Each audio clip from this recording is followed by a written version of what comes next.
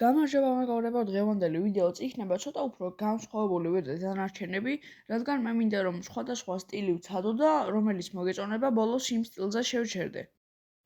ამ ვიდეოში მე გეტყვით 10 ისეთ ანიმეს, რომელიც ცოტას აქვს ნახი და იმსახურებს რომ კარგი იყოს და ასე ვთქვათ, რჩევის ვარიანტში მოგცემთ, ანუ რჩევისნაირად მოგცემთ ასეთ 10 ანიმეს. მოდი დრო აღარ გავწელოთ და პირდაპირ დავიწყოთ 10 ანიმეს ჩამოთვლა.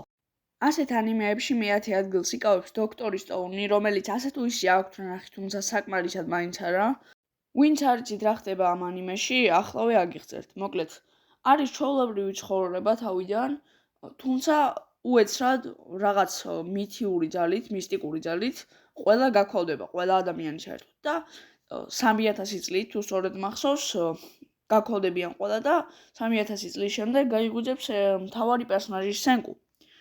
შემდეგ ის იპოვის რაღაც პატარა დასახლებას, რომელთან ერთადაც განვითარდება, გამოგონებებს გააკეთებს ახალს, ანუ სხვა ადამიანებსაც აღადგენს ერთ-ერთი ნივთიერებით და მოკლედ მთელი ანიმე არის ამ ასე ვთქვათ ჩამორჩენილი ცივილიზაციის აყვავებაზე და ისეთი რაღაცებს როგორც არის ტელეფონი, ასე ვთქვათ, ანუ სხვადასხვა რაღაცები, მოწყობილობები, მანქანა და ასე შემდეგ. ასეთ რაღაცებს იგონებს ჩვენი სენკუ და ანუ ასე ვთქვათ, ანვითარებს იქაურ ცივილიზაციას და ეს თავგადასავალი არის ამ ანიმეს მთავარი აზრი. ასე რომ ვისაც ცოტა გართობა გიყვართ, ამ შემთხვევაში უყურეთ დოქტორ სტოუნს. მე-9 ადგილზე გავიდა ანიმე ფილმი, რომელსაც ქვია მე მინდა შენი პანკრეასი ვჭამო. სახელისგან ძალიან განსხვავებულია, ანუ სულ სხვა რაღაც ხდება. ერთ-ერთ გოგოს საკურას აქვს პანკრეასის დაავადება, რომელიც არ ინკურნება. და ასევე გაიცნობს ერთ ბიჭს, რომელიც უბრალოდ სულ ჩუმია, ბიბლიოთეკა, წიგნებს კითხულობს ასე შემდეგ. ეს საკურა კიდევ პირიქით კომუნიკაბელურია, ყველგან აქტიურობს, ანუ სრულიად განსხვავებული ადამიანები არიან ერთმანეთის მიმართ. შეხვდებიან ერთმანეთს და მათი რომანტიკული ისტორია იწყება. შემთხვევით ჩახედავს ეს მთავარი პერსონაჟი ბიჭი იმ გოგოს დღიურში, სადაც უწერია თუ რისი გაკეთება უნდა სიკვდილამდე, სანამ პანკრეასის დაავადებით მოკვდება, დაახლოებით 1 წელში. და მათი თავგადასავალი იწყება რომანტიკული. ასე რომ მე აი ამ ანიმე ფილმს გირჩევთ მე-9 ადგილისთვის. მე-8 ადგილზე გავიდა Ranking of Kings, იგივე მეფეების რეიტინგი. ეს არის ანიმე 24 სერიანი თუ დაახლოებით მასე, არ ვიცი ზუსტად არ მახსოვს. და მოკლედ, აქ არის მთავარი პერსონაჟი პატარა ბიჭი, პრინცი, რომელიც არის მამამის და თავის ძმაზე ბევრად უფრო სუსტი და მამამისის სიკვდილის შემდეგ ანუ თავის ძმა გამეფდება.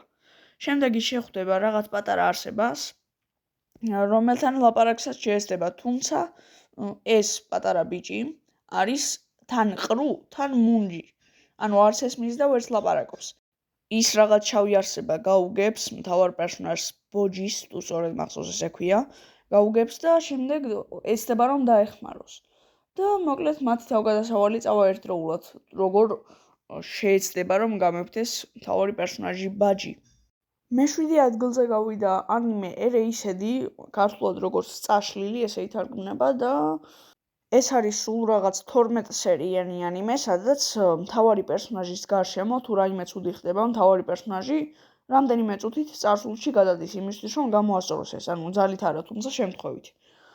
ეს მომენტი, ასე ვთქვათ, ცოტათი უკვე ხშირად ხდება. ერთ დღესაც, როდესაც სახლში მივა ეს მთავარი პერსონაჟი, დედამისი დახვდება მკვდარი. პოლიცია მოვა, მას დაადანაშაულებს და ამ დროს გადავა ძალიან ბევრი წლით წარსულში, ჯერ კიდევ სკოლის პერიოდში.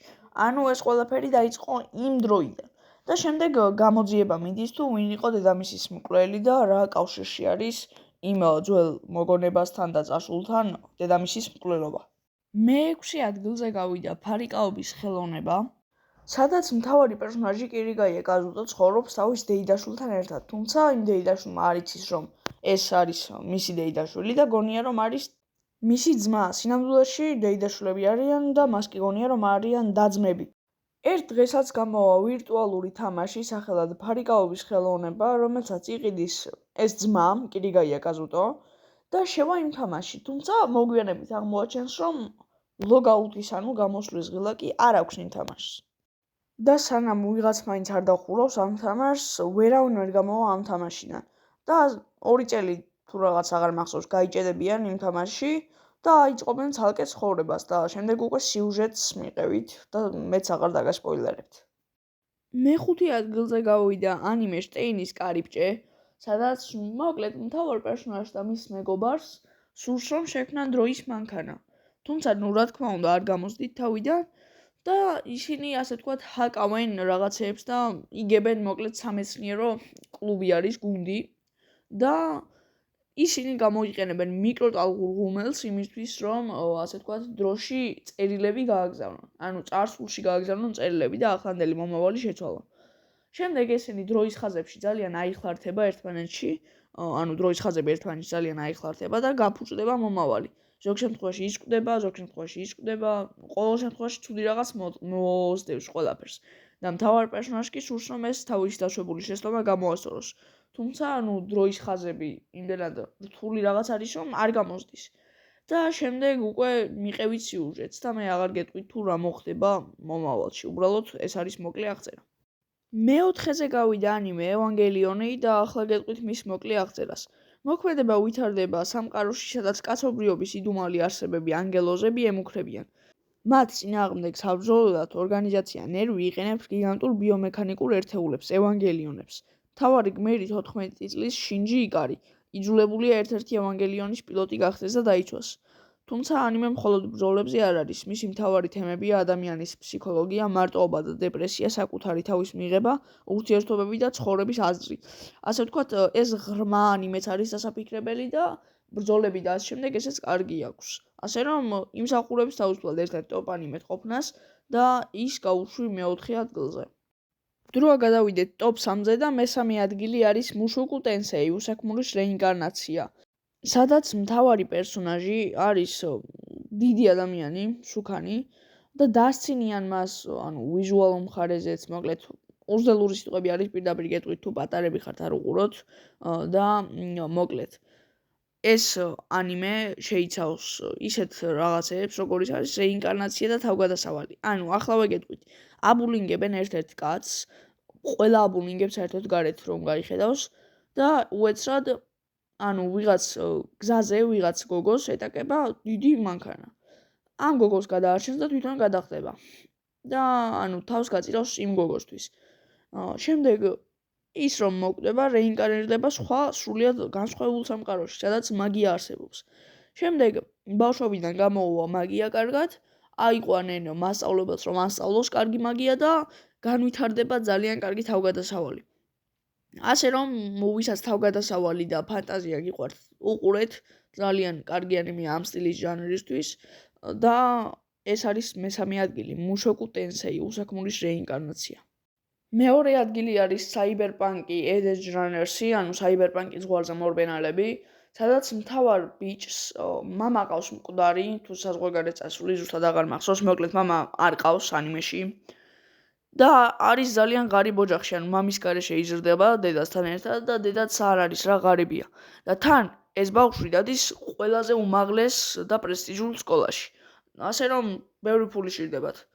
დედამისი დაიწყებს მუშაობას, რომ იშოვოს ფული, თუმცა ერთ დღესაც დედამის მოუვა ავარია, რის გამოც დაჭირდებათ კიდევ უფრო მეტი ფული ოპერაციისთვის და ამ ოპერაციას რადგან ასჭირდება ბევრი ფული, მთავარმა პერსონაჟმა საიდან გაცხომ უნდა იშოვოს ფული.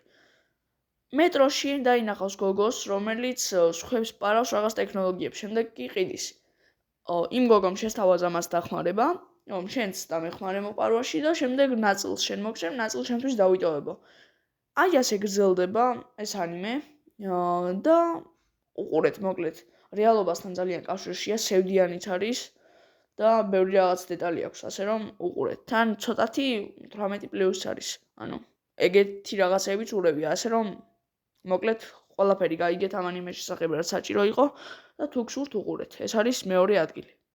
და ბოლო პირველი ანიმე ეს არის მონსტრი, ანუ მთავარი პერსონაჟი არის ტენმა, რომელიც არის ექიმი, ტვინის ქირურგი. ერთ დღესაც მიუყვანეს ბავშვი, რომელიც უნდა გადაერჩინა, ანუ ტვინში ტყვია ქონდა მოხვედრილი და უნდა გადაერჩინა. და როდესაც უკვე ოპერაციას იწყებდნენ, უფროსებმა უთხრეს, რომ აი მოდი და სხვა გადაარჩინა მაღალ ჩინოსანიო. არა და ის ბავშვი უფრო ადრე მიიყვანეს. ამ მტერმა არ დაუჯერა უფროსობას და მაინც ის ბავშვი გადაარჩინა. ამის გამო სამსახურიდანაც გააგდეს, შეყვარებულიც დაშორდა. ის შეყვარებული იყო იმ კლინიკის უფროსის შვილი და ეგეც დაშორდა. და როდესაც 10 წლის შემდეგ გაიზრდება ის ბავშვი, აღმოჩნდება, რომ ის იყო სერიული მკვლელი და სერიული მკვლელი გადაარჩინა და შემდეგ იწყება კატათა გობანას მაგარი თამაში ძალიან. და ასე რომ ეს არის პირველი ანიმე მონსტრი.